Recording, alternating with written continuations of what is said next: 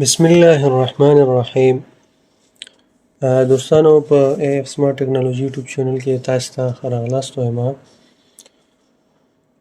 نننۍ موضوع چې کوم ده زمونږ هغه د وینډوز 11 سټارټ دی. وینډوز 11 شروع کوو، سټپ بای سټپ به مخته ځو. راځو لومړی د وینډوز 11 چې کوم دی انټروډکشن ته د کمپیوټر یو شارټ انټروډکشن کوو. ګورې دلته کمپیوټر تعریف دی. کمپیوټر یو برقي آله ده چې د ډیټا د پروسس ذخیره کولو او ښودلو لپاره کارول کیږي. یعنې دا یو آله ده چې موږ د خپلو کارونو د سرته رسولو لپاره استعمالوو. ډېر کار په لږ وخت کې کوي، مختلفو هدفونو او مقصدونو لپاره استعمالیږي. د کمپیوټر اساسي برخې هارډویر او سافټویر دي. دوه برخې اساسي برخې، یو ته هارډویر وي بل ته سافټویر وي.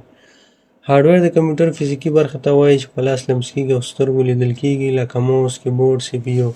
یعنې ټولې هغه برخې چې موږ یې په لاس باندې لمس کولی شو، لیدلی شو، هغې برخو ته چې دی هارډویر وایي.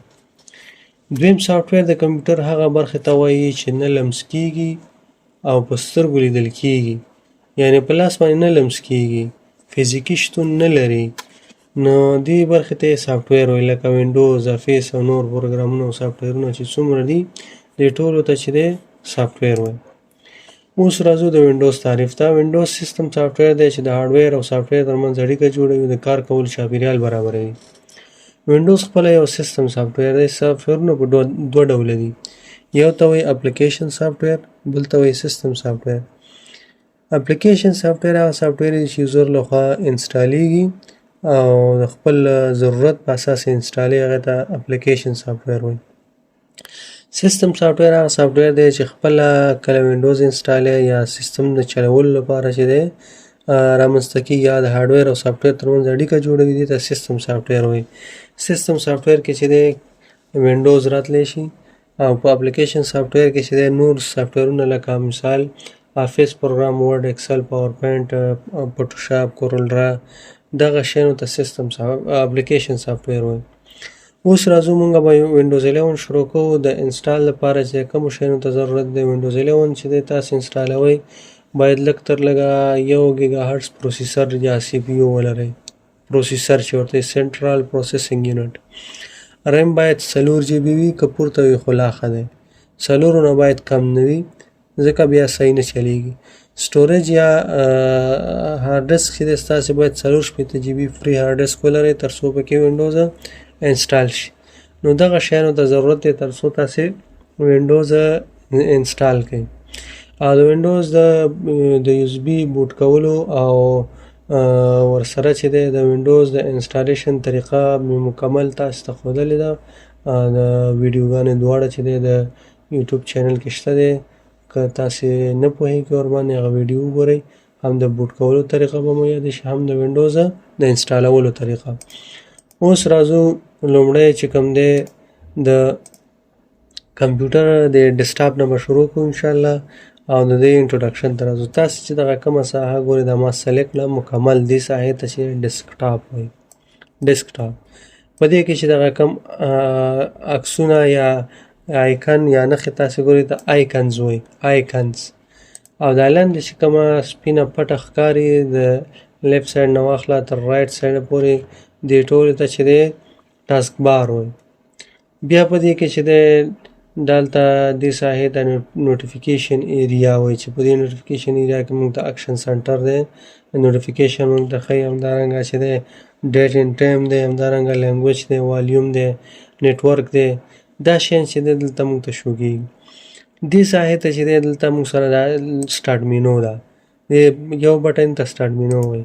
دې نورو ته چې دی کویک لانچ وایي. اوس دا موږ سره سرچ آیکن دی، همدارنګه دا چې دی ټاسک ویو ده، همدارنګه دا چې دی ویجټس دی. نو دغه نور چې دی کویک لانچ دی. یعنې کویک لانچ مطلب دا چې کله موږ دې باندې کلیک وکړو دا اتومات چې دی راخلاصېږي. بیا کله چې په ډیسکټاپ باندې رایټ کلیک وکړو، ماوس 2 کلیکه لري، لیفټ کلیک، رایټ کلیک. کله چې رایټ کلیک وکړو موږ ته دا مینو شو کېږي چې دې ته ډیسکټاپ پاپ اپ مینو وایي. ډیسکټاپ پاپ اپ مینو. په دې کې لومړی اپشن ویو ده. ویو د دې نوم نه ظاهره ده چې کتلو یا لیدلو په معنا ده. په دې کې لومړی اپشن چې دی لارج آیکنز. د دې ټول د ویو تعلق چې دی د دې ډیسکټاپ سره دی. لومړی ویو کې وایي لارج آیکن، دا آیکن یې ورې غټ شي. دویم اپشن کې وایي میډم آیکن چې متوسطه اندازه شي. سمال آیکن یې کوچنی شي، نو مطلب میډم سایز کمپیوټر ته. همدارنګه په ویو کې بل اپشن دی اټو ارینج آیکنز.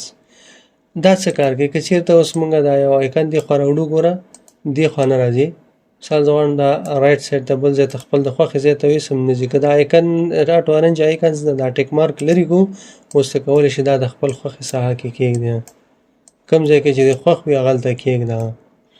خو که چېرته رایټ کلیک وکړو، ویو ته راشو، اټو ارینج آیکنز باندې کلیک وکړو، دا به بیرته خپل اتومات خپلو ځایونو ته لاړ شي، بیرته لاک شو، دا آیکن نه شو وړلی.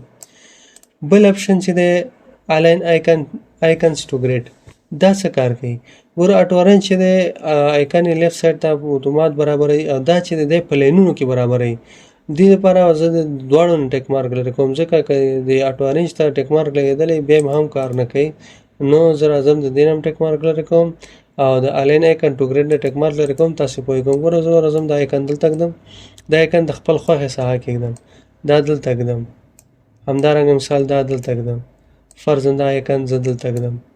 داسې دا آیکن یې مې ګډې وډې کېښودلې، خو که چېرته اوس راشو ورته وایو چې دا په لاینونو کې برابر، ګوره دا داسې سیده په لاینونو کې نه دي، لاین کې برابر نه دي. که ویو ته راشو او الاین آیکنز ټو ګریډ ته کلیک وکړو، ټیک مارک ولګو، دا په لاینونو کې همدا کمې ساحه کې چې آیکن پرته دي په همدې ساحه کې په لاینونو کې برابر وي. ګوره اوس یو لاین افق عمودي لاین، دا بل عمودي لاین شو په دې طریقې سره.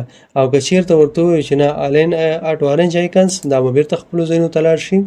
نو په دې طریقې سره مونږ دا آیکن یې برابرو. بل د شو ډیسکټاپ آیکنز، دا آیکنز موږ سره اوس ښکاري، که دا ټیک مارک ځینې لرې کړو آیکن یې هایډ شو. ګوره ځینې وخت چې دی دا آیکن په ډیسکټاپ باندې نه شو کېږي، نو تاسې غواړئ چې دا شو کوي، نو تاسې به ویو ته راشئ، رایټ کلیک ویو، او ویو کې شو ډیسکټاپ آیکنز باندې به کلیک وکړئ، تاسې ته به ټولې آیکن چې دی شو شي. نو دا زمونږ د نن ورځې درس هیله ده چې په پوه شوي یاستئ. نو که ویډیو مې خوښه شوې وي زموږ چینل سبسکرایب کړئ، ویډیو لایک کړئ، د ملګرو سره یې شیر کړئ. مننه.